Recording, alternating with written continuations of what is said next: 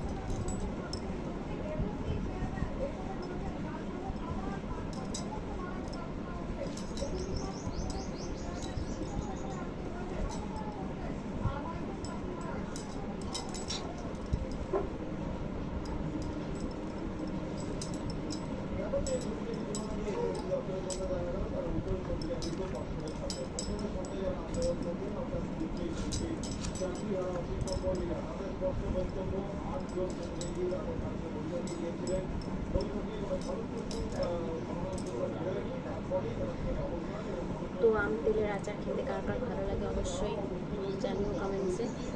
আমার তো খুবই ভালো লাগে। তো আমাদের গাছের আমগুলো একটু টক ছিল, কিন্তু আচারগুলো বেশ সুন্দর লাগে খেতে।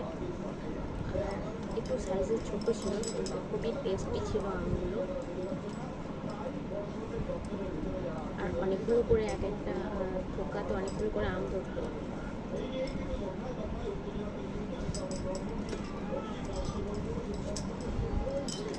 আমগুলো কাঁচাতে টক হলেও পাকাতে বেশ মিষ্টি হতো।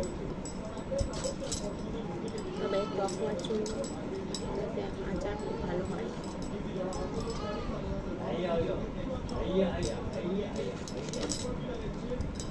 আর আমের যে মিষ্টি আচারটা হয় ওটাও এই আমের খুব ভালো হয়, কিন্তু আমগুলো সাইজগুলো খুব সুন্দর, তাই আচার বানাতে কাটতে খুব সুবিধা।